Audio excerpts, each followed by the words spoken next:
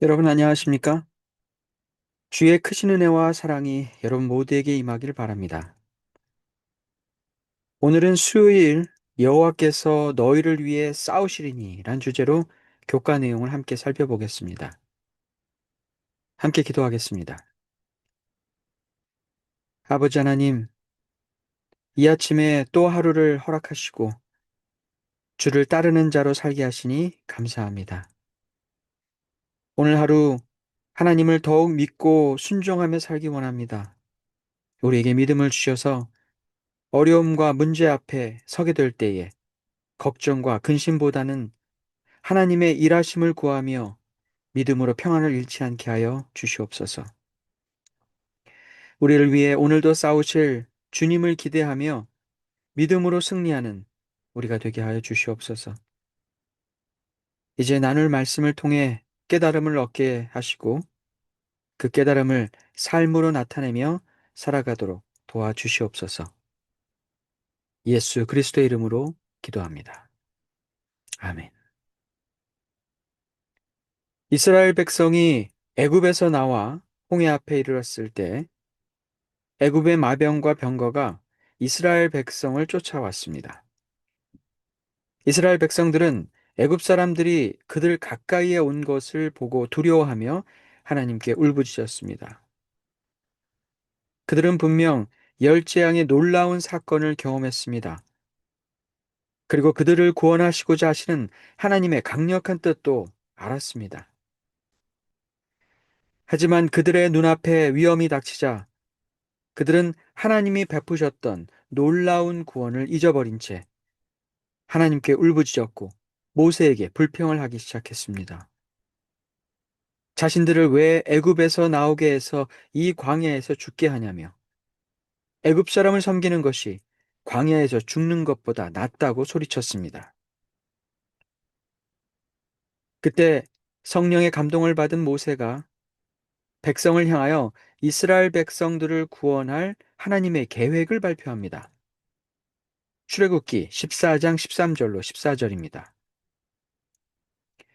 모세가 백성에게 이르되 너희는 두려워하지 말고 가만히 서서 여호와께서 오늘 너희를 위하여 행하시는 구원을 보라. 너희가 오늘 본 애굽 사람을 영원히 다시 보지 아니하리라. 여호와께서 너희를 위하여 싸우시리니 너희는 가만히 있을지니라. 이스라엘 백성들에게 이 싸움을 위한 어떠한 행동도 요구되지 않았습니다. 그저 하나님이 싸우시는 것을 보고 가만히 있으라는 것이었습니다. 하나님이 전쟁을 지휘하시고 싸울 방법과 전략을 세우실 것입니다. 전쟁의 전적인 주도권이 하나님께 있었습니다. 이스라엘 백성들은 그저 가만히 있어야 했습니다. 이스라엘 백성들로 하여금 하나님이 하시는 구원을 그저 가만히 보게 하는 것이 하나님의 원래 계획이었습니다. 이것은 인간의 생각을 뛰어넘는 참으로 놀라운 하나님의 계획이었습니다. 하나님을 순종하며 하나님을 따르는 사람들에게 요구하시는 하나님의 구원의 방법은 구원받을 자들이 하나님을 믿고 가만히 있는 것입니다.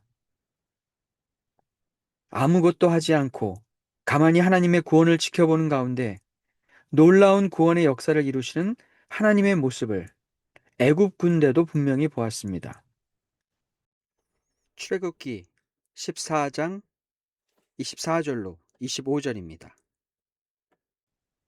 새벽에 여호와께서 불과 구름 기둥 가운데서 애굽 군대를 보시고 애굽 군대를 어지럽게 하시며 그들의 병거 바퀴를 벗겨서 달리기가 어렵게 하시니 애굽 사람들이 이르되 이스라엘 앞에서 우리가 도망하자.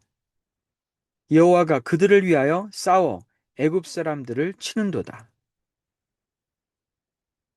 여호와가 이스라엘 백성들을 위해 싸우시는 모습을 애굽 사람들은 똑똑히 보았습니다.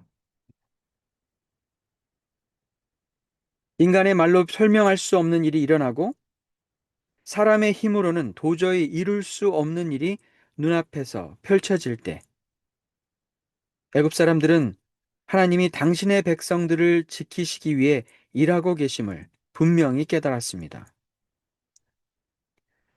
당신의 백성들을 구원하시는 하나님 앞에서 대적자들이 할 수 있는 일은 아무것도 없었습니다.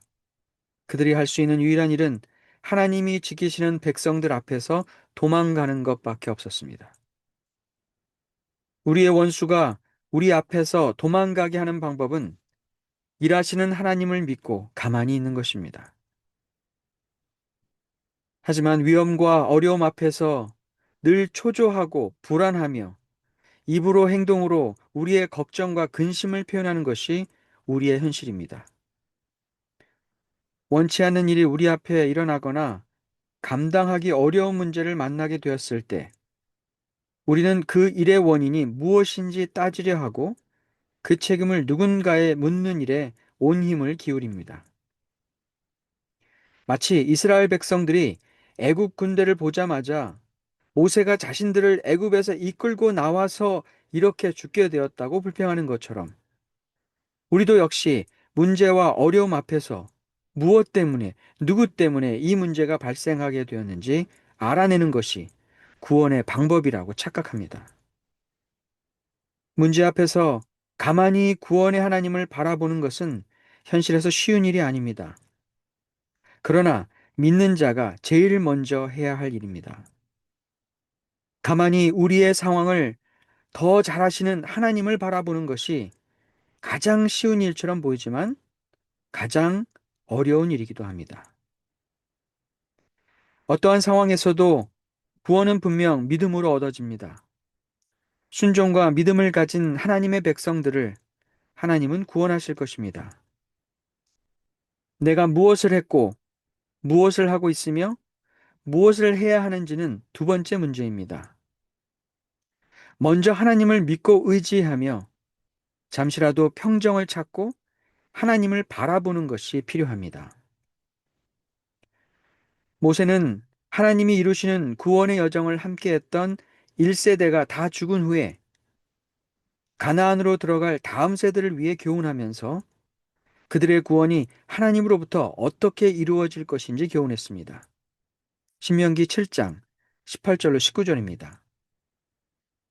그들을 두려워하지 말고 내 하나님 여호와께서 바로와 온 애굽에 행하신 것을 잘 기억하되 내 하나님 여호와께서 너를 인도하여 내실 때에 내가 본 큰 시험과 이적과 기사와 강한 손과 편팔을 기억하라.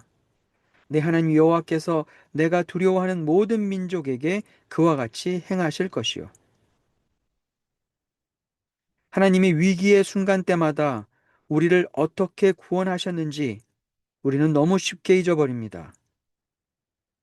하나님이 당신의 백성을 위해 어떻게 일하시는지를 잊지 않고 기억한다면 우리는 어려움 앞에서 믿음으로 하나님의 일하심을 가만히 바라볼 수 있는 평안을 누릴 수 있을 것입니다.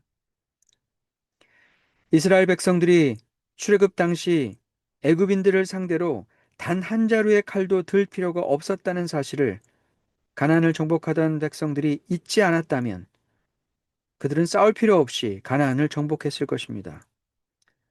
그러나 그들은 하나님이 구원하시던 일을 잊어버렸고 하나님을 향한 믿음을 잃어버렸기 때문에 가나안 정복을 위해 전쟁의 현장에 서야 했습니다. 살아남는 이들 134페이지에는 이렇게 기록합니다. 만일 이스라엘 백성들이 여호와를 원망하지 않았더라면 그분께서는 원수들이 이스라엘과 더불어 싸우도록 허락하지 않으셨을 것이다. 하나님을 전적으로 믿으면 싸울 필요가 없습니다. 하나님이 우리를 위해 싸우실 것이며 우리를 위해 싸우시는 하나님을 믿는 것이 우리의 진짜 무기이기 때문입니다. 우리의 삶을 돌아볼 때 우리가 하나님을 향한 믿음을 가졌다면 벌어지지 않았을 일, 혹은 휘말리지 않아도 될 일은 없었습니까? 나의 불안과 걱정이, 나의 불평과 불만이 더 큰 문제로 이어지지는 않았습니까? 우리의 불신이 하나님의 일하심을 바꿀 수도 있습니다. 오늘 우리는 믿음으로 하나님을 바라보며 하나님이 우리를 위해 싸우시도록 하나님만을 의지할 것입니다. 우리가 싸우지 않고 이기는 방법이 하나님을 향한 믿음에 있습니다. 오늘 하나님이 여러분을 위해 싸우실 수 있도록 평안한 마음으로 주님만을 바라보시기 바랍니다.